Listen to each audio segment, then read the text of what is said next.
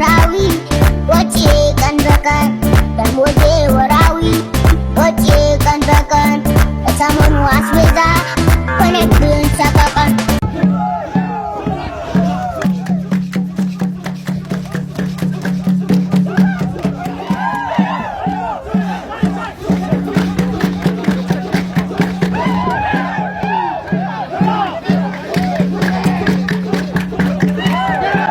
ሰላም ሰላም ሰላም ጤና ይስጥልን ክብራትና ክብራን የቤንጃ ቲዩብ ቤተሰቦች እንደምን አላችሁ? በያላችሁበት ሁላችሁም ሰላም ሁኑ። ዛሬም እንግዲህ እንደተለመደው ምርጥ የሆኑ ቪዲዮዎች ይዤላችሁ መጥቻለሁ። እነሱን እያየን ሪላክስ እናደርጋለን። እኔ ሐሳብ አስተያየቴን እዚህ በቀጥታ ለእናንተ ደርሳችኋለሁ። እናንተ ደግሞ ሁሉ ጊዜ እንደምታደርጉት ሐሳባችሁን በነጻነትና በጨዋነት የኮሜንት ሴክሽን ላይ ታሰፍሩልኛላችሁ ማለት ነው። ታዳጊዎችንም መልካም ልደት እንላችኋለን። ለኦዚያን ሰለሞን፣ ለያፌት ሀጎስና ለአናንኤል ሀጎስ፣ ለቅዱስ ዮሴፍ እንዲሁም ለአናንያ ኃይሌ መልካም ልደት እንዲሆንላችሁ እንመኛለን። እደጉልን፣ ለወግ ማዕረግ ብቁልን ነው የምንለው። ለዚህ ቻናል አዲስ ሆናችሁም ካላችሁ ቻናሉን ሰብስክራይብ በማድረግ ቤተሰባችሁን ሁኑ። እንግዲህ ለ100,000 ሩብ ጉዳይ ነው የቀረን። አሁን 75,000 ገብተናል። ለዚህም እጅግ አድርጌ አመሰግናለሁ። 75,000 ቤተሰብ እዚኛው ቻናል ላይ ማፍራት ችለናል። ግን የሚያየው ሰውና ሰብስክራይብ ያደረገው ደግሞ ትንሽ ስለማይመጣጠን ቶሎ ሰብስክራይብ ያላረጋችሁ ቼክ እያረጋችሁ ሰብስክራይብ ብታረጉ በቅርቡ 100,000 ገብተን እዚህ ጋር ፕሌይ በተናችንን እንሰቅላለን ማለት ነው።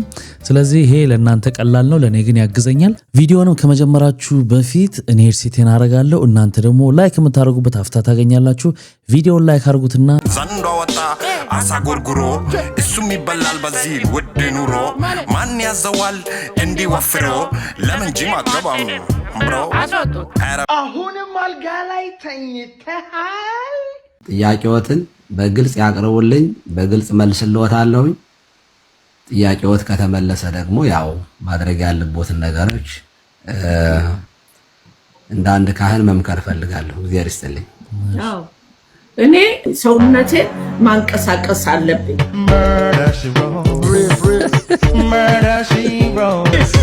ሰውነቴን ማንቀሳቀስበት ምክንያት ምንድነው? አንደኛ ከስትሬስ ፍሪ ያደርጋል። ሁልጊዜ ሰው ተቀምጦ መዋል የለበትም፣ ምን ማለት የለበትም።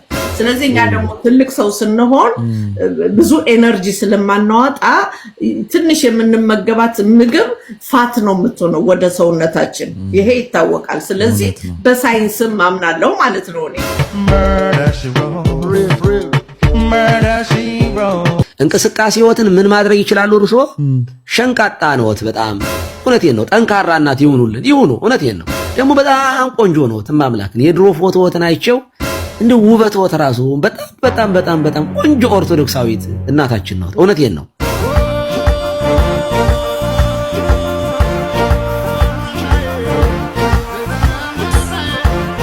ራስዎትን መጠበቅዎት ይሄ እንደው ዝም ብሎ ይሄ ዝርግፍግፍ አለማለትዎትን አፕሪሼት ነው ማድረግዎት። ግን በዓለማዊ ነገር ከሚያረጉት በስግደት፣ በጾም፣ በጭምትነት፣ በአስተማሪነት ላይ እየከፈቱ አሁን ቢጠሩኝ ይመጣሉ፣ አስተምራለሁ። እውነቴን ነው። እና እንደው ዝም ብሎ ለምሳሌ ልቅ የሆነ አሁን እኮ ብሎክ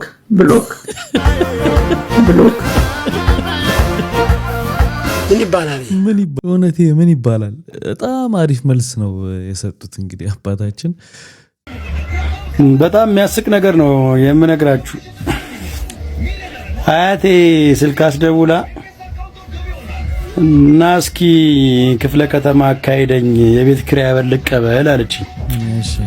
የቤት ኪራይ አበል ማለት ቀበሌ ቤት የተወረሰባቸው ሰዎች መንግስት የሚከፍላቸው አለ በየወሩ። ስንት እንደሆነ ምን አላውቅም። ከዛ እሺ ብያት ሄድኩኝ። እንዳውም ለምን በስተርጅና ታክሲ ከማጋፋት በራይድ ያላንቀባራትም ብዬ ራይዴን አዝዤ ተያይዘን ክፍለ ከተማ ከዛ 200 ብሬን ከፍዬ ተያይዘን ገባን። ከሰፈራችን ያው ክፍለ ከተማው ቅርብ ነው። ከዛ ገባን። ቢሮ እንዳይገባ የለም። ስንት ቢሰጡን ጥሩ ነው? የ2 ወር ተብሎ 48 ብር በ200 ብር ራይድ ሄደን 48 ብር ተቀብለን ወጣን እና 50 ብር ዶሮ 100 ብር ገመድ ይዛ ጠፋች ማለት ይሄ አይደል? አሁን በደንፉ በእግር አፍግቼ መለስኳት ወደ ቤት አጠፋው። አይ አበራ። በነገራችን ላይ ልክ እንደዚህ አይነት ታሪክ በትክክለኛ ይሄ ያየሁትን ነው ነገራችሁ።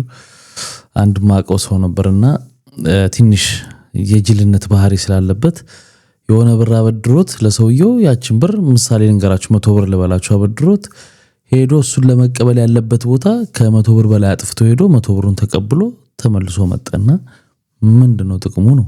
ክቡር ፍርድ ቤት ደንበኛ ንጹህ ሰው ነው። ንጽህናውን የሚያረጋግጥ ማስረጃ አለ? ይሄው ይሄ እኮ ተከሳሽ ገላውን እየታጠበ የሚያሳይ ቪዲዮ ነው እኮ። ንጽህናውን የሚያረጋግጥ አለ ከወንጀሉ ነው። ወንጀሉን ማሰርቶታል።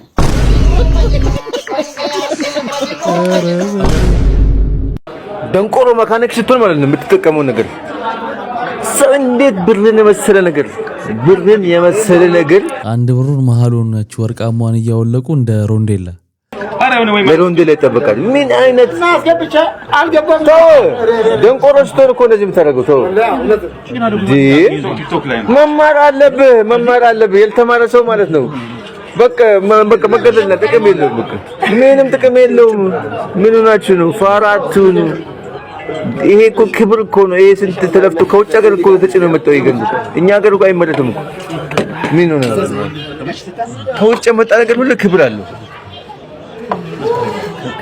ከባህር ማዶ የሚመጣ ነገር ሁሉ ክብር። በነገራችን ላይ ወንጀልም ጭምር ነው። ገንዘብን ብሩ የኔ ነው ብሎ መቅደድም እንደዚህ መብሳትም ምንም ማለት በህግ እንደሚያስቀጣ ታውቃላችሁ። ኢቨን ባለፈው ናይት ክለብ ሲረጋገጥ ራሱ እንዴት ነው ናይት ክለብ ውስጥ ብር እንዴት ሲረጋገጥ ዝም የሚባለው እያለ ነበርና በህግ በጣም ክልክል ነው። ብር ላይ መጻፍ ብሩን የራሴ ነው ብሎ መቅደድ አይቻልም። የሁሉም ነው የሚዞር ስለሆነ ማለት ነው። ስለዚህ ይሄም አግባብ አይደለም። እስቲ ምን ይላል ኮመንቱ? እስቲ ድንጋይ ብላ ተብሎ ተጽፎለት ነው። እሺ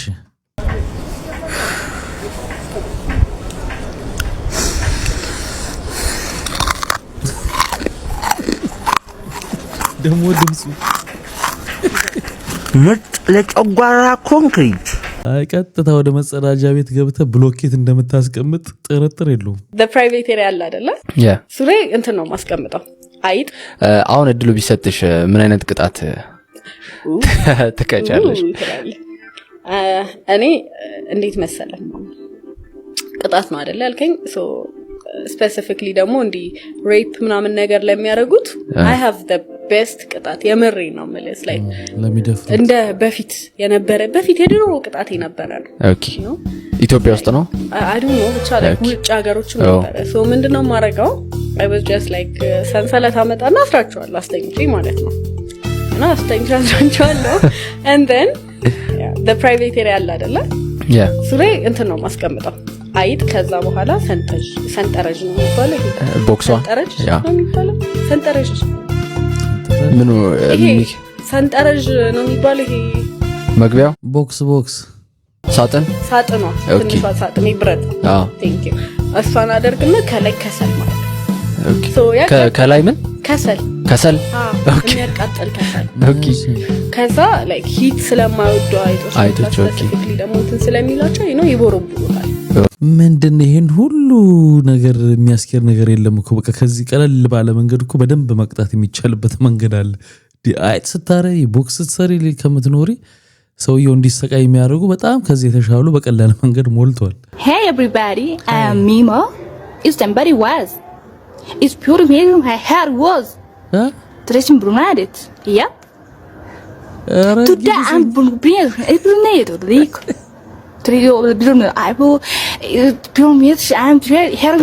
ለዚህ እኮ ነው እንግሊዘኛ ቋንቋ ነው እንጂ መግባቢያ መሳሪያ ነው እንጂ ዕውቀት አይደለም የምላችሁ።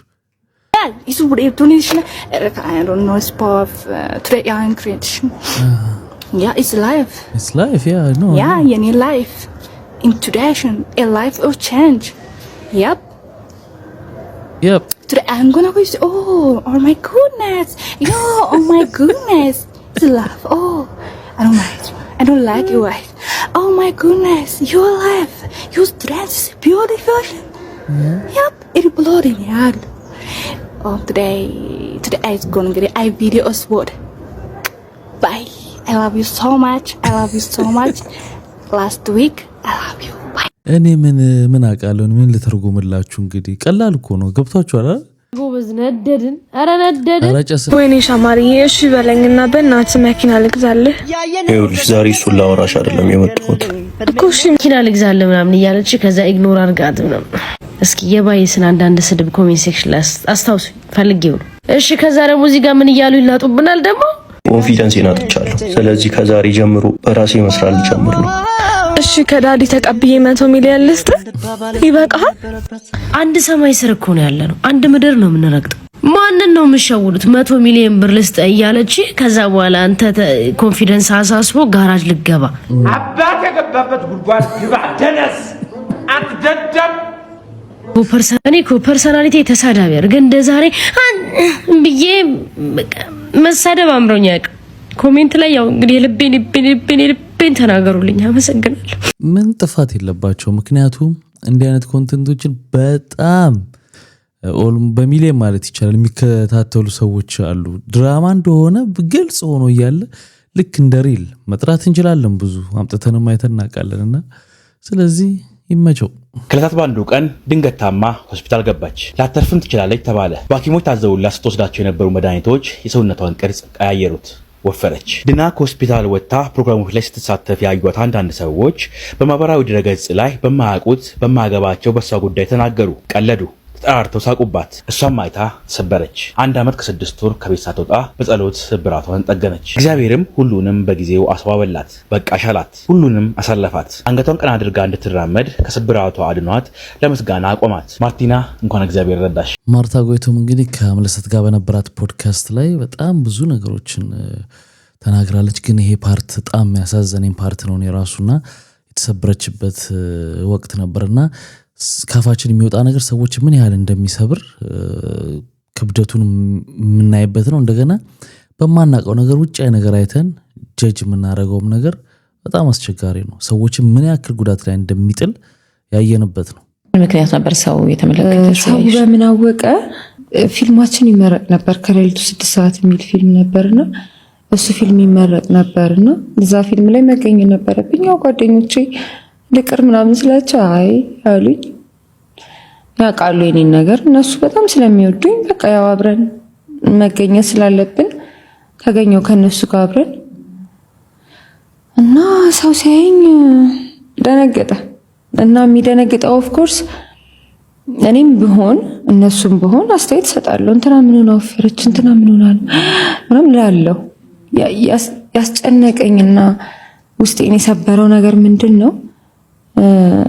እማይሆን ኮሜንት መጥፎ ኮሜንት የሚጽፉ ሰው አስተያየት መስጠት አስተያየት ሊሰጠን ይወጣ ነው እውነት ነው ጸጥ ሊሉኝ አይችሉማ አንድ ብለው የሚያቆኝ ሰው 2-3 ሆነሽ ሲያገኙሽ ኦፍ ኮርስ አስተያየት መስጠቱ አይቀርም ግን እሱን ተቀብያለሁ ግን ከዛው የሚጽፉት ሰዎች በቃ ሰበሩኝ በጣም ነው ያዘንኩት የነበረው ግን እግዚአብሔር ይስጣቸው በቃ እንደነሱ ያበረታኝ ሰው የለም እውነት መጥፎ ኮሜንት በጣም ነው የሚያበረታኝ ባይደው በተለይ አሁን በጣም ነው የሚያበረታኝ ግን የዛ ሰሞን ጠፋው ምንም አይነት ሶሻል ሚዲያ አልጠቀምም አጠፋው ስልኬን አጠፋው ከዛ በኋላ በቃ ከቤተሰቦቼ ጋር አክስቶች አሉ በጣም ነው ሰፖርት በጣም ነው የሚወዱኝ በጣም ነው ሰፖርት የሚያደርጉኝ እናቴ ያለች መዳኔ ነው የሚያስደስታቸው እንጂ ከተመልካችም ወይም ከወዳጆችሽም በጣም ይወዱሽና በጣም ደግሞ የሚንሰፈስፉልሽ እኮ አሉ እኛው የምናወራት በጣም የጥቂት ሰው ኮሜንት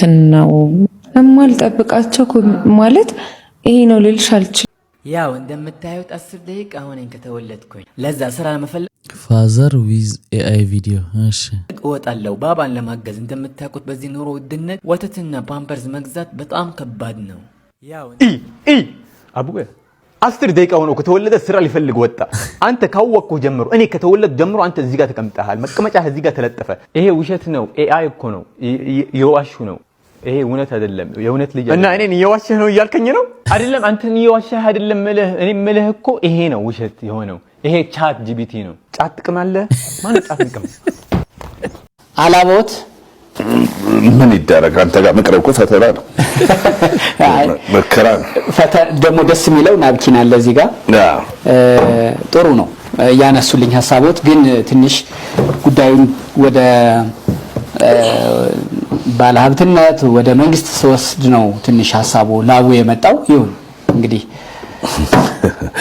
አልፎታለሁ ፈራህ ልትለኝ ነው ወስለይ እንደዛ አይደለም ላብ ከዛ ነው የሚመጣው ላብ ባይዘወይ የምግብ ውጤት ነው ለውጤት አይደለም ስለዚህ ይሁን እሺ ነገራችን ላይ እኚህ የ2000 አበሻ ባለቤት ናቸው ተክለ ሃይማኖት ላይ ብዙ ኮምፕሌን ይነሳል እንደምታውቁት አሁን እዚህ ጋርም የሆነ ጥያቄ አይቻለሁ ኢንተርቪውን ጥያቄ ጠይቋቸው ነበርና ትንሽ ከበድ ጠጠር ያለ ጥያቄ ነው በዛ መሃል አንስቶ ያው ላባቸው መጥቶ ጠርገዋል ማለት ነውና ጥያቄው ከብዶት ነው አስጨነኩት አይነት ነገር ይላልና ሰዎች በተክለ ሃይማኖት ላይ ያለመርናቸውን ኢንተርቪው ስለሚያደርግ ብዙ ኮምፕሌን ይቀርብበታል ስህተቶች ሊኖሩ ይችላሉ አው አዲስ ነገር ነው አዲስ ማለት ሌሎችም እነስሜነ ባይፈርስም በፖለቲካውና በአንዳንድ ቦታዎች ላይ ጠንከር ያሉ ሃርድ ቶኮች ያደርጋሉ ተክለ ሃይማኖትም እንግዲህ በማህበራዊ ጉዳዮች ላይ በተለይ ብዙ ጊዜ አምጥቶ ሰዎችን ሲጠይቅ ያላየነውን ሳይድ እንድናይ ለማድረግ የሚጠይቃቸው ጥያቄዎች እንዴት እንዲጠይቀዋል ምናምን ብለን ብዙ ሰዎችን ያበሳጫል ግን እኔ ግን ለመረዳት ሞክራለሁ ብዙ ጊዜ ምክንያቱም ያላየናቸውን ሳይዶች ሌላ ቦታ ኢንተርቪው ያደረጉ ሰዎች እሱ ጋር መጥተው ደግሞ ሲያደርጉ ያላየናቸውን ሳይዶች ብዙ ጊዜ አሳይቶን ስለሚያቅስተት የለም ወይ ስተት ይኖራል እንደምን አላችሁ አረቤቴን ይሰረኝ ቤት ይሰጠኛ ዳነች አቤት ሴፉ ፋንታውን ዶክተር አብይ አህመድ እኔ በጣም ተቸግሬያለሁ ቤት ይሰጠኝ ስል በቤቲዝም ስም እየጠየቅኩኝ እባካችሁ ባለሀብቶች ቤት ስጡኝ ቤት የለኝም ተቸግሬያለሁ ኑሮ ከብዶኛል ቤት ኪራይ ወገቤን ሆዴን እግሬንም እያመመኝ ነው መንቀሳቀስ አልቻልኩም በቤት ኪራይ ምክንያት እባካችሁ መንገል ሱር ቤቲዝም አይ ፍቅር ሲዝም እንደዚህ ጉዳ አርጋን ሄድ ካርላንተ ይሄው ተከተ ይሄ ደግሞ ቤቲዝም ነው የቤት ነው ችግሩ አሁን እንግዲህ ዱላውን ይዟል አለባበሱን ይዟል አሁን እንትን የቀረው የሆነች ሲምቦል የፍቅር ሲዝም ነች የቤቲዝም ደግሞ እንጠብቃለን እንደሚሆን ይሄ የምታዩት የግዢ እንጀራ ነው ከሳሉ ጋር የተመሳሰለው ማለት ነው ዋው እዚህ ደርሰናል ለሚመለከተው አካል አቅርቡልኝ ለእንጀራ ሚኒስቴር ካለ ማለት ነው እንጀራውን ረስቸው ከሳኑ ጋር ተመሳስሎብኝ ልተው ነበር ከአንደ ድንገት አይቼው ነው ካሜራው ያነሳውትና የሚገርም ነው ተለጥፎ እንዴት ብድግል አድርገው እንደው እኔ እኮ ገረመኝ እንዴትስ አይና ወጣ እንዴትስ ከመጣዱ ላይ ወጣ ነው በዚህ ስስነት ትናንትና ሐሙስ ማለዳ አንድ ደብዳቤ ደርሷል እስቲ ደግሞ ስለሱ ጉዳይ እናንሳ በጣም ጥሩ እንግዲህ ለአቶ አርአያ ተስፋ ማርያም ይላል ወይዘሮ አስቴር አየለ ማለት የገነነ ሚስት ነች እና ያው ለምንድነው ለመቼ ነው ለ19/02/2018 አዎ እና ያው እዚህ ጋር እርሶም ተከሰዋል የስነ ልቦና ጉዳት ደረሰብኝ ምናምን እና ከዚህ በኋላ ፕሮግራሙ እንዳይቀጥል የተጫኑትን ቪዲዮዎች እንዲወርዱ በመጀመሪያ ደረጃ ስለ ሐሳብን የመግለጽ ነፃነት መብት አታውቅም ሶስተኛ ገነን እንደሞተ ብዙ ጋዜጦችን በማሸማቀቅ በማሳሰር ዝም እንዲሉ አድርጋለች ለገነነ መታሰር ካለብኝ ይታሰራለሁ አሳ ጎርጓሪ ዘንዶ ያወጣል ያልተናገርናቸው ብዙ ነገሮች አሉ የዛሬ 10 ዓመት ሰበታ ላይ የሰበታው ደላላ ጋር ምን እንደተደረገ ቤተኛ እንዴት እንደሆነ ብዙ መረጃ ገነነ በቁም የተቀበረበት በቁም የተሰቃየበት በርካታ መረጃዎች አሉ ቅድም ነገር ያለው ገነነ ራሱን አጥፍቷል ቢባል እንኳን በአቋሚ ጸንቼ ራሱን አላጠፋም ብዬ ከመሟገትና በዛች አቋሚ እስከ መጨረሻው መራመድ ሰው እኔ ዶክተሩንም ባንተ ላይ ተንጠልጥዬ ያለው ገነነ አርቲፊሻል እግር እያሰራ ዶክተሩ ከጎኑ ነው ዶክተር ሰለሞን እንደዛ እያለው ለምንድን ነው ራሱ የሚያጠፋው እነሱ ሊያስቆሙት ሲሉ አታስቆም ብሎ በድብቅ እነሱን አትስማቸው ቀጥል ብሎ እስከማለት ደርሷል። እንግዲህ ቤተሰቡ ይቆም ያለበት ምክንያት እቺ ሴትዮ እውነተኛ ብትሆን ኖሮ እኛ ማን እንደገደለው ነበር አይደል? አዎ እንትኑ ስክሪን ሳይመረመር በር ተሰብሮ ምን ትክክል አይደል? ለነገሩ እንደዛ ልትል አትችልም። ለምን ሰይድ ላይ ነው የደፈደፈችው።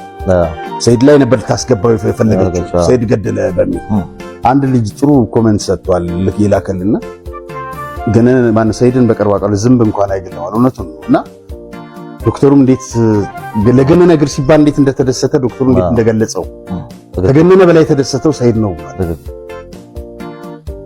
እና እነዚህ ቪዲዮዎች እንዲወርዱ እኔ ነገርኩ። እነዚህ ቪዲዮዎች ለታሪክ ይቀመጣሉ። ለገነነ ስል የፈለግ 2 ዓመት 3 ዓመትን ብታሰር ምንም ነገር አይመስለኝም። ለገነነ ያለኝን ምናምን ብዙ ጊዜ ገልጬው አላውቅም። ስለዚህ በእንደዚህ የሚደነብር የሚፈራ የሚሸማቀቅ ወደኋላ የሚል እንደሌለ ልታውቂ ይገባል። አሳ ጎርጓሪ ዘንዶ ያወጣል። ጭራሽ እንቀጥልበታለን። እንግዲህ ጋዜጠኛ ገነነ መኩሪያ ጉዳይ እንደገና ተንቀሳቅሶ የሰው ደም ነውና ማንም ይሁን ማንም መጋለጥ ስላለበት እንግዲህ ብዙ ጥረት እያደረገ ነው አራያ። በዚህም እንግዲህ ሚስትየው አንዷ ተጠርጣሪ ነች። አንዳንድ ማስረጃዎች እያቀረበባት ስለሆነ እንግዲህ ሌሎቹን ዝም እንዳስባለችው ከዚህ በፊትኛም ፖድካስታችን ላይ ሰርተናል። ዝም እንዳስባለችው አሁንም ለማስባል እንግዲህ ከሰዋለች። ግን የሚሆን አይመስለኝም። ቆርጠው ተነስተዋል። እንግዲህ እውነቱን ያወጣለት።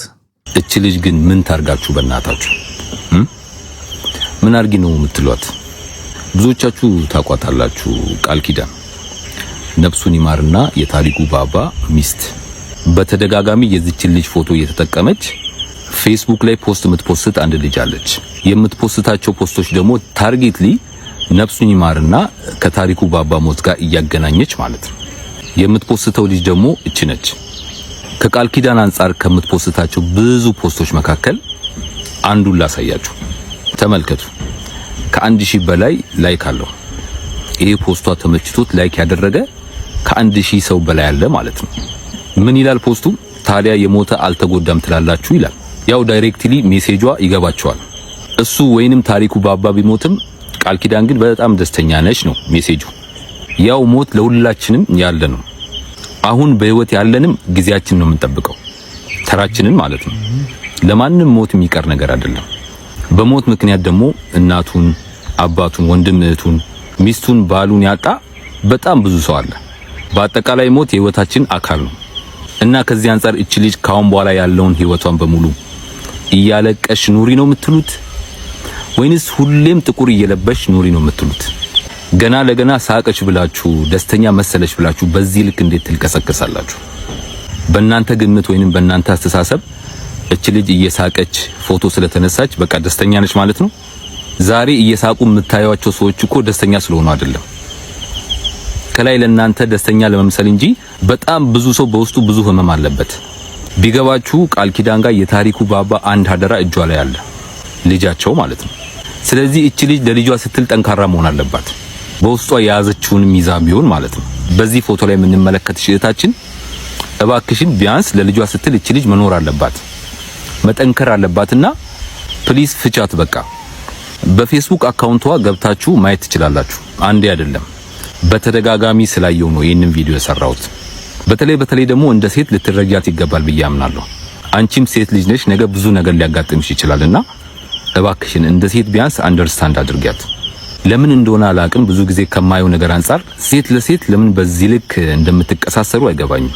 ሞስት ኦፍ ማለት ነው ከጥቂቶች በስተቀር በጣም ነው የምትቀሳሰሩትና በቃ ለልጇ ትኖርበት፣ ፍቻት። በጣም ያለብን ችግር ምንድነው? ብዙ ጊዜ የሆነ ሰው ተቸግሮ ሶሻል ሚዲያ ላይ ይመጣል፣ ያው ችግሩን ይናገራል፣ ያው ይቅለሰለሳል፣ በጣም ችግር ውስጥ ሊሆን ይችላል። ከዛ ይረዳል፣ የተረዳውን ገንዘብ ይይዛል፣ ከዛ ይቀየርና ምናምን ፏ ብሎ ደግሞ ሌላ ነገር ነቃ ብሎ ደግሞ ሲመጣ ትላንትን ምን ነው እንደዚህ ያልነበር ምናምን ይባላል። እላፊ ነገር ካለ ካረገ በእርግጥ መባል ሊኖርበት የሚችላቸው አጋጣሚዎች ይኖራሉ። ግን ኖርማል በቃ ቀና ብሎ ምንም ሌላን ሰው በማይጎዳ መልኩ ሲንቀሳቀስ ይዘመትበታል። ልክ እንደዛው አንድ የሚታወቁ ሰዎች ስለሆኑ የታሪኩ ባባ እንግዲህ ነፍሱን ይማር ህይወቱ አለፈ። በቃ የሞተ ተጎዳ እሷ ግን አሁን ፈዋለች ምናምን የዛኔ እንዲሆና ምናምን በጣም ብዙ ነገር ይባልባታልና ምድር ላይ እስካለች ድረስ ህይወቷ ይቀጥላል። እሷ ህይወቷ ይቀጥላል። ምን ማድረግ ይቻላል ማለት እንደውም ከሀዘኗ ተጽናንታ ምናምን አሪፍ ስትሆን አሪፍ አድርገን ብናስብ ለሌላም ጊዜ ማለት ነው ለሁሉ ጊዜ እንደዛ ብናስብ አሪፍ ይመስለኛል። እናንተ ምን ትላላችሁ በዚህ ጉዳይ? አይ ወይስ ድብቅ ብላ መኖር አለባት ነው የምትሉት? እንዴት ነው? ግን አንድ የሚያስቀው ነገር ልንገር። እግራችን ስር አምጥቶ አንድ አስተባባሪ ኳስ ተጫዋች ነው። እግራችን ስር መጥቶ አንድ 20 ጠጅ አስቀመጠ። በቃ ይሄ ለሚዜዎችም ለምን ስትፈልጉ ምናምን ብሎ ሄደ። ከዛ መጣና ደረጀ አቶ እንትን አየው ፊት ለፊት አያቸው። እሳቸው ፈለጉ ከነባታቸው ሁለት ወሰደ። አሁንም ትንሽ ቆይቶ መጣ። በዚህ በኩል መጣ ደረጀ። ያ ስፖርተኛው እንትናን ታውቀዋለህ አይደል? ከባለቤቱ ጋር ጠጅ በጣም እርጉዝ ናት። ሁለት ሲወስድ ምን ሲል አንድ ቀረ። አረችን እንኳን ለኛ ተውልናል ነው። እሺ አለ። ከዛ ሰርጉ አለቀ። ምን አለ ምናምን ቪዲዮ የተቀረጸው ምናምን ተሰርቶ ተሰጠን። እስቲ እንየው ብለን በሳምንቱ ከፈትንና ስናይ ያ ልጅ ካሜራማኑ ይከተለዋል። ሲወስድ ይከተለዋል። ከዛ እኛ ስናየው በሳቅ ላይ ሞቶ ነው እና እሷ ስናየው ያን ሁሉ ጠጅ የጠጣው እሱ ነው። ካሜራማኑ ተከትሎት ሄዶ አዳራሹ ጀርባ ምን ልጅ መሰፈረ ሽያቀመኝ እኮ ነው ይላል። በሳቅ የሞትኩት እሱ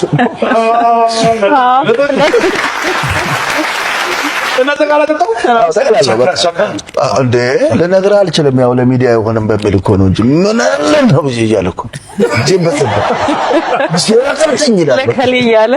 ለከሌ እያለ ራሱ ይሄንን ፕሮግራም ስታይ ታስታውሰዋለህ። ባለ ጉዳይ ስሙን አንጠራ። አይ እኔ ሳምሶን ብዬ አልጠራም።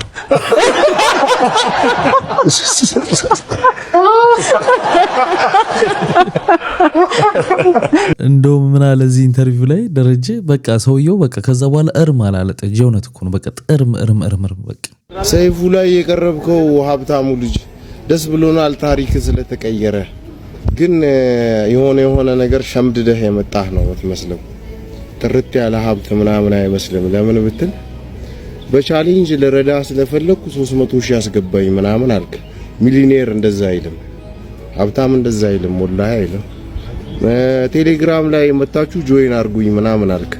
እናንተናም ይገርማል 57 ሚሊዮን ብር ይዘው ሄዱት የሉ እነሱ መጀመሪያ ይገርማል ሰው በመርዳት ቫይቭ ምናምን 2 ጊፍተር ብቻ ይዘው ለጥምቀት። ያው አንደኛው ጊፍተር ይታወቃል፣ የቲክቶክ ታሪክ አለው ነው ብታይ።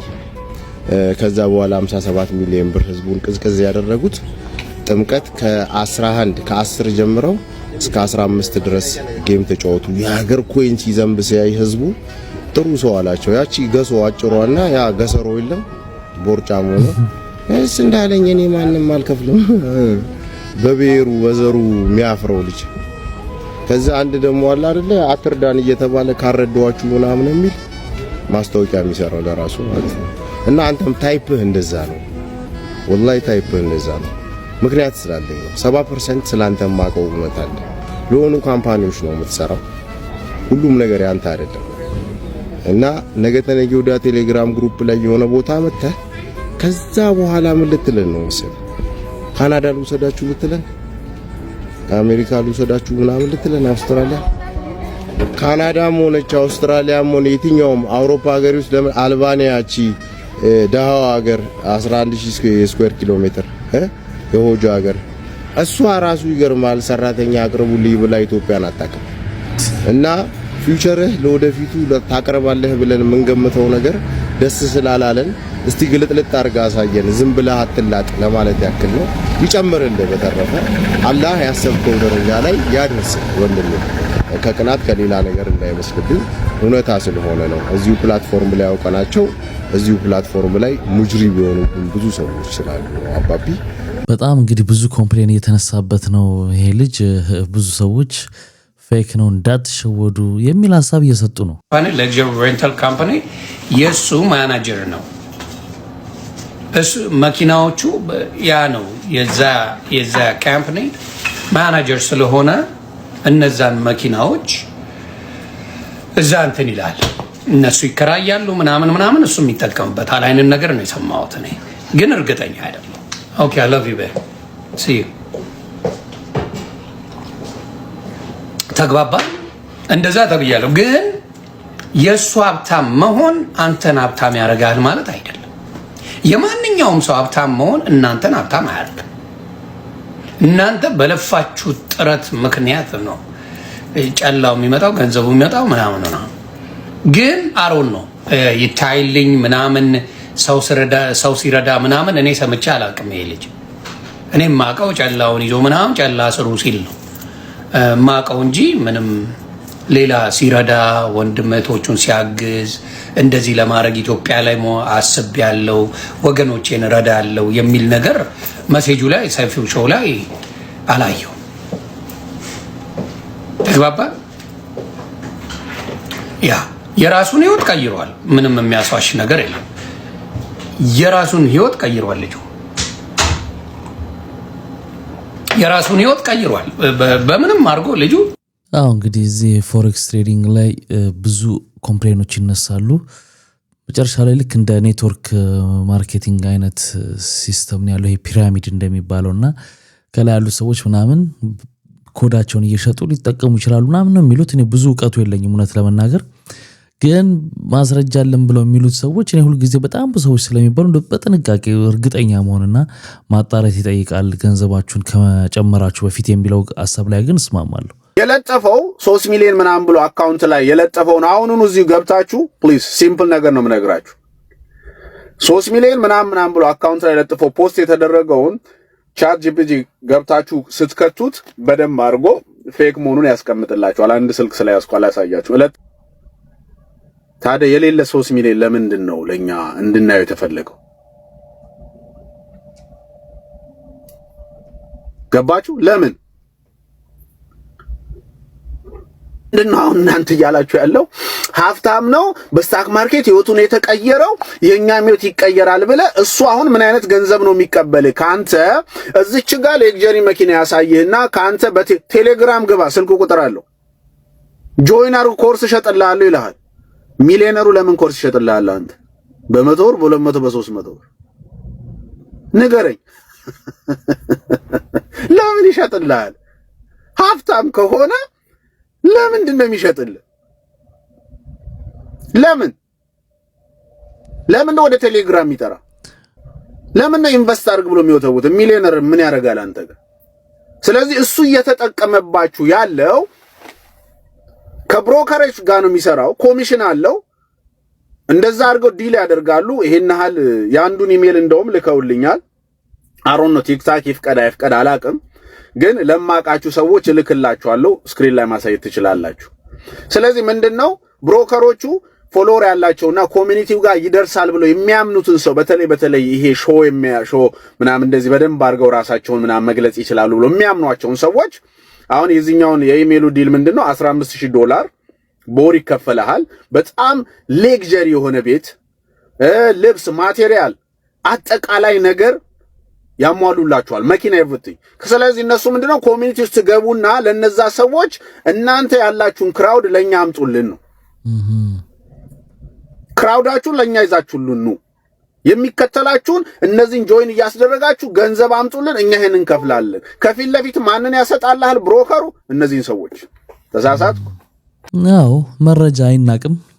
መቶ ልክም ነው ማለት አይቻልም፣ ልክ አይደለም ማለት አይቻልም። ዋናው ነገር ምንድነው ኢንፎርሜሽኖቹን ይዘን እዛ ውስጥ መግባት የምንፈልግ ሰዎች በደንብ ማጣራት።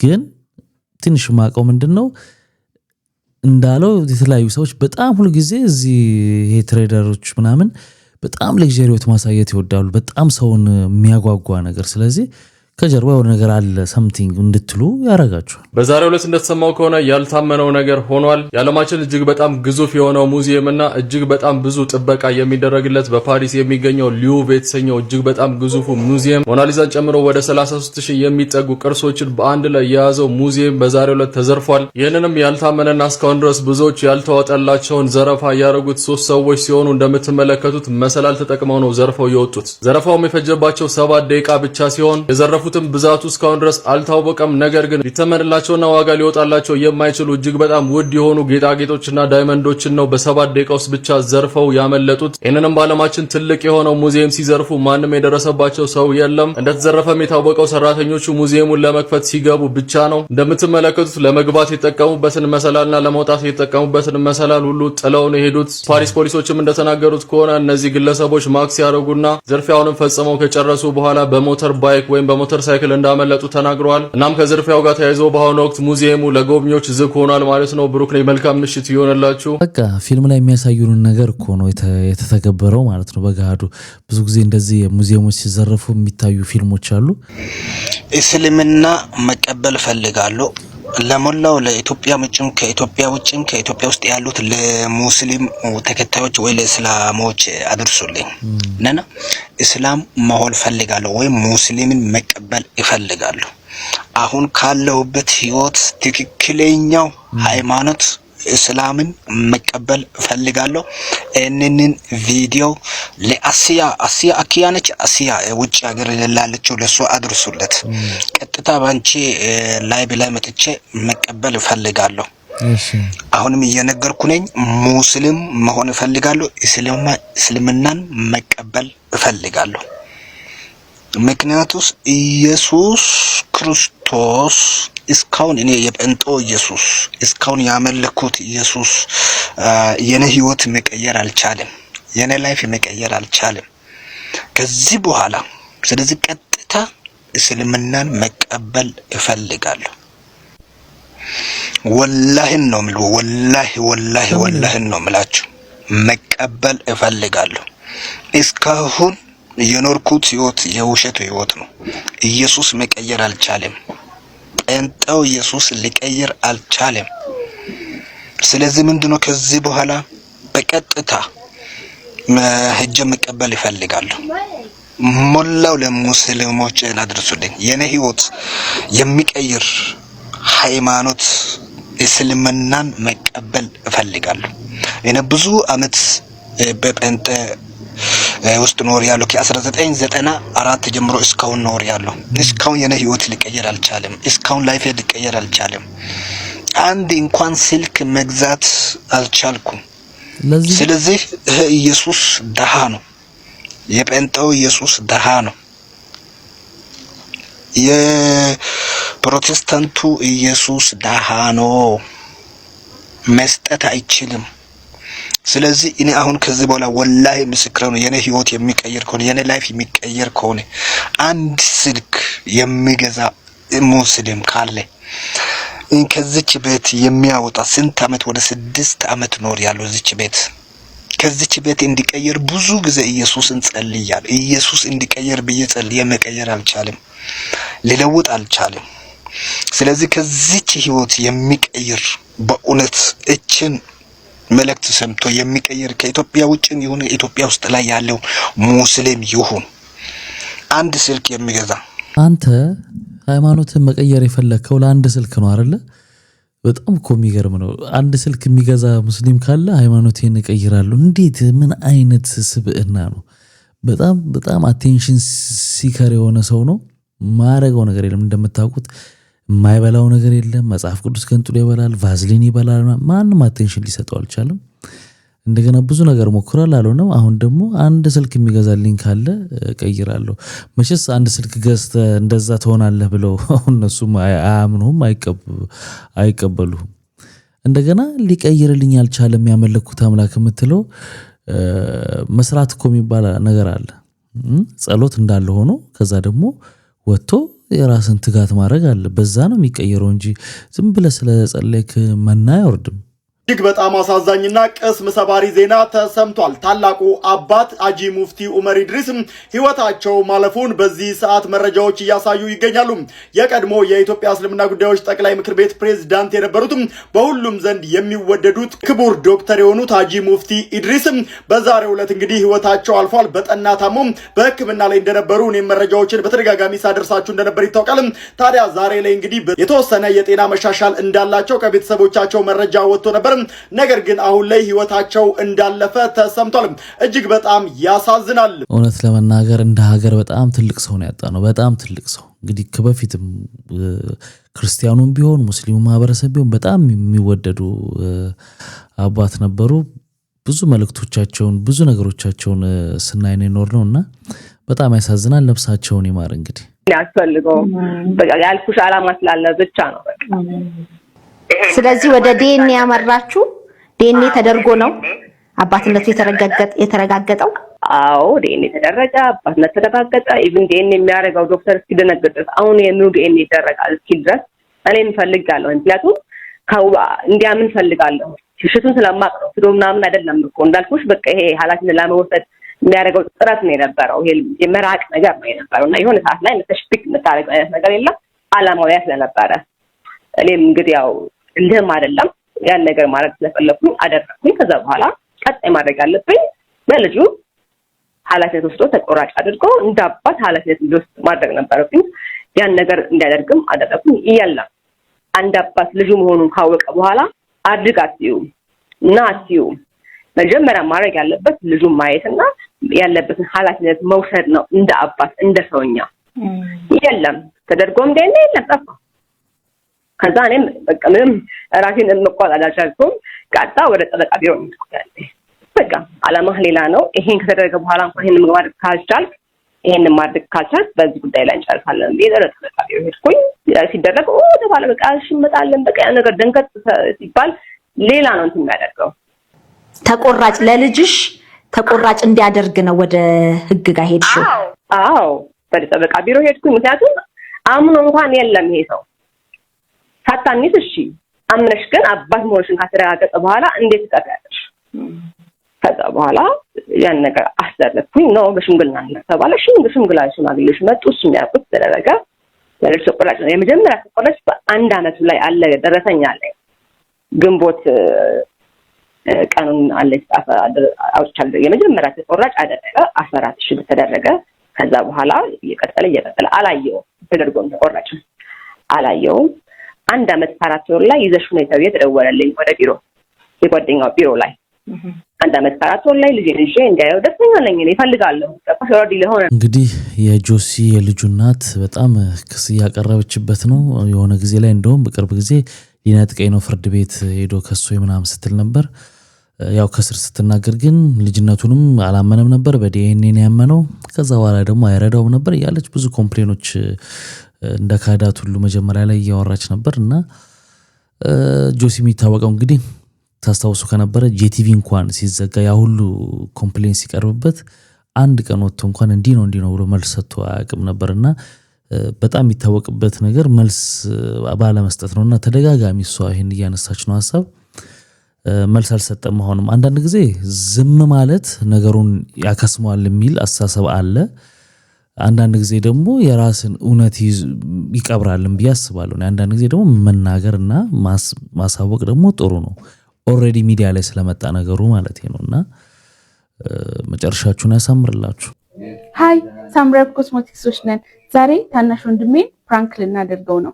ይሄ የከርከዴ ፌስ ማስክ ነው፣ ግን መጨረሻ ላይ ከቀባነው በኋላ ፔሪድ ማስክ ነው እንለዋለን። ሪአክሽኑን እናያለን አብረን። ገደልኝ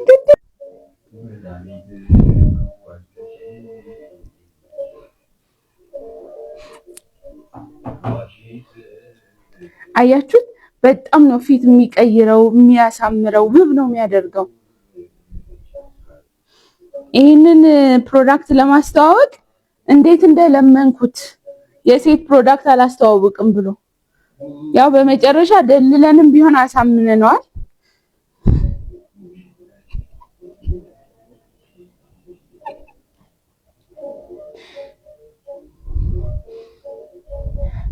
በጣም ነው ዳርክ ስፖት ያጠፋል፣ ማዲያት ያደበዝዛል፣ ያጠፋል። ኦልሬዲ በተከታታይ ኮንስታንትሊ ከተቀባ ነው በጣም አሪፍ ነው። ይሄን በቤታችን ነው የምናገኘው። ምንም እንደ ቢዝነስ ልንጠቀመው እኮ ነው እና በቤታችን ነው የምናገኘው። ሴቶች ተጠቀሙ ትላለው። ሁላችንም ያው በወር አንድ ጊዜ ስለምናገኘው ይሄ ማኒስትሬሽን ፌስ ማስክ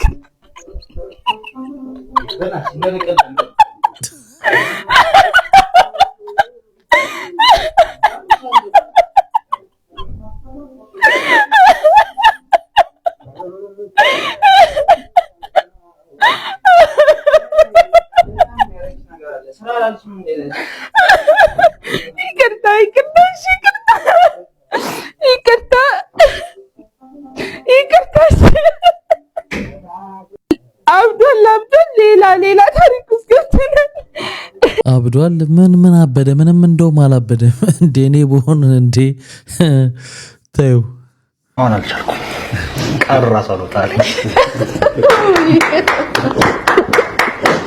ሩሃማስ ምን ነው የዚህ ህዝብ ፈተና በዛሳ ጎበዝ ምን አፍጥተኛል? ያን ያው ባለኩላሊት እሱ ነው። እኔ ምን ላድርግ? እኔም እኮ ካንቺ እኮ ነው ያየሁት፣ ካንተ እኩል እኮ ነው ያየሁት። ምን ላይ ተበጣለ? አዎ ታረቁ። ምን አቅላለሁ እኔ ምን አውቄኛና ዘላግተው ታረቁ። አይ ይበለን ነበር፣ እኛም ብዙ አሸብሽበናል። አዎ በተለይ ወንዶች እነሱ እኔ ምንም አላልኩም በእነሱ ዙሪያ፣ ግን ይብላይ ላንቺ በይላኪላት ለዛች ስታሽቃብጥ ለነበረችው ጓደኛሽ አንተም ላክ አታፍጥብኝ ሰውዬ። እነሱ ታረቁ፣ እኔ ምን ላድርግ? እንኳን ታረቁ መታረቃቸውን የሚጠላ የለም። ግን በፊትም ብዙ እንግዲህ ደጋግሜ ማለት ስለማልፈልግ ነው ባለፈው ቪዲዮ ስላለን እና ብዙ ነገር ነበር አይደለ?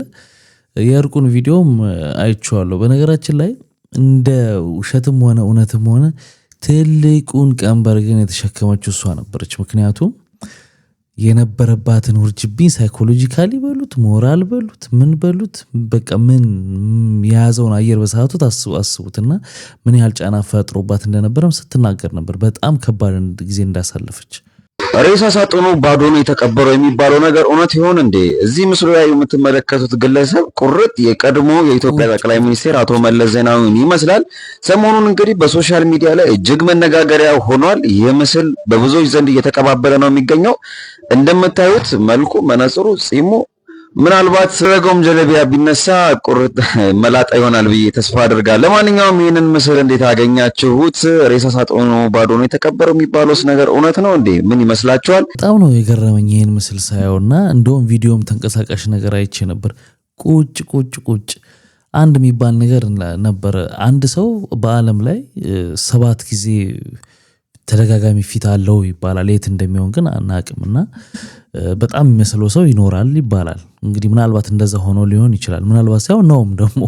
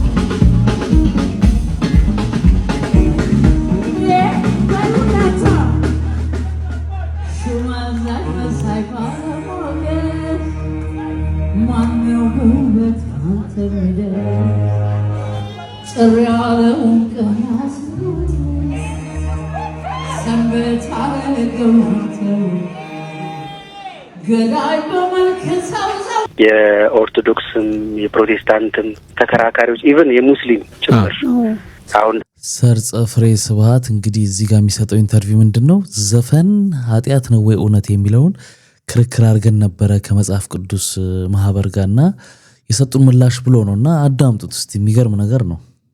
ዛሬ አምባሳደር የሆኑት ኡስታዝ ሐሰን ታጁ በዛ ጊዜ በመጽሐፍ ነበር የሚታወቁት። ትልቁን ክርክር አድርገዋል እኛ ጋር በዚህ ጉዳይ ላይና መጨረሻ ላይ የኢትዮጵያ መጽሐፍ ቅዱስ ማህበር ምላሽ ሳይቀር ቀርቦበታል። መጽሐፍ ቅዱስ ምላሽ ሳይቀር ቀርቦበታል። ዮናስ ይሄንን ጉዳይና ግን በእርግጥ እኛ ሳንጠይቅ ሬዲዮ ላይ ፕሮግራም ሳናደርገው በፊት ዮናስ ገና በ80ዎቹ ጀምሮ ጥያቄ እያደረገ ከመጽሐፍ ቅዱስ ማህበር ጋር የትርጉም ስህተት አለ። ገላትያ 5:21 ላይ የተጻፈው ቃል ኦርጂ ኮሞይ ሪቬለሪ ነው የሚለው። ይሄንን ዘፈን ብሎ መተርጎም ልክ አይደለም። የኢትዮጵያ ሙዚቃም የኢትዮጵያ አማርኛ ኦሪጂን መተርጎም የሚችል ካልቸራል አቅም የለውም። እኛ ካልቸር ውስጥ ስለሌለ ኦሪጂን አላደረግነውም። እኛ ኢትዮጵያ ውስጥ ፕራክቲሱ አልነበረም። ቃሉ ስለሌለን ኦርቶዶክስ ተዋህዶ ትውዝፍት አትለውም። ይሄን ነገር ትውዝፍት አለ። አንድ ምርአት የሚል አለ። 2 3 ደግሞ መሶልሶል የሚል በአማርኛ መሶልሶል በሚል ተተርጉሟል። ምን ማለት ነው? በቃ ይሄ መንቀዥቀዥ ከባህሉ ውጪ ዘፈንን የቀላቀለ ነገር ግን ደግሞ የማይገባም የዝሙት ተግባርን ጭምር አብሮ የቀላቀለ ነገር ማለት ነው። ዘፈን በእርግጥ አለ እዛ ውስጥ ግን ብቻውን አይደለም። ከነዚህ ጉዳዮች ጋር ድባብ ሆኖ ነው ያለው የሚል ነው። የሮማኖች የጥንት ሮማውያን ፕራክቲስ ነው ይሄ ኦርጂ የሚባለው ነገር። ቅዱስ ጳውሎስ እሱን ነው ያወገዘው እንጂ እንዳለ ጠቅልሎ እኛ ልጆች የምንድርበትን ትምህርት ቤት የምንዘምርበትን የኢትዮጵያ ሕዝብ መዝሙርን ምንም ሁሉ ሰብስቦ አይደለም ያወገዘው በሚል ነበር ክርክር ያደረግነው። እውነትም በኋላ የትርጉም ክፍተት እንዳለበት የኢትዮጵያ መጽሐፍ ቅዱስ ማህበርም በላከልን ግልጽ የትራንስሌሽን ክርክር እስከዛሬ ድረስ ብዙ ተከራካሪዎች እንደመጡለት ለዚህ ጉዳይ ጠቅሶ በዝርዝር የተለያዩ የትርጉም አይነቶችንም ጠቅሶ ጽፎልን እሱን እንዳለ አስተናግደነዋልና በእርግጥ ሙዚቃ ከሞራል ተጠያቂነት ላታመልጥ ትችላለች። ምክንያቱም ዛሬ በየናይት ክለቡ በየምኑ በሚውዚክ ቪዲዮ የምናያቸው ሙዚቃዎች ልክ ናቸው ማለት አይቻልም። ይሄ ግን በስነ ምግባር በግብረ ገብ የምታየው እንጂ እዛ ጥቅስ አምጥተህ በዚህ ጥቅስ በቃ እንዳለ ሙሉውን ተደምስሷል የምትለው አይነት አይደለም። እንደማንኛውም የህይወታችን ክፍል ሁሉ በግብረ ገብ ትዳኛለች። ስነ ጥበብም ሕክምና በግብረ ገብ እንደሚዳኘው፣ ኢንጂነሪንግ በግብረ ገብ እንደሚዳኘው ሁሉ ሙዚቃም በግብረ ገብ ትዳኛለች። ልክ ነው። እሱ ነው የመጨረሻው መደምደሚያችን የነበረው። ስለዚህ ሙዚቃ ሁሉ ኃጢአት አይደለም የሚለው ነው መጨረሻው መደምደሚያ ማለት ነው። አዎ ማንኛውም ይኸውልህ ቢላዋ አሁን ለምሳሌ ብድግ አድርገህ ብርቱካን ትቆርጥበታለህ። ልክ ነው። ደግሞ ከፈለክ ሌላም ነገር ይደረግበታል። እንደምታውቀው ሰው ይወጋበታል አይደለ? እውነት ነው። ቢላዋው ራሱ ነው ጥፋተኛው ወይስ የሰው ኢንቴንሽን ነው? ፍላጎቱ አየህ፣ የሰውየው ፍላጎት ነው እንጂ ቢላዋው አይደለም።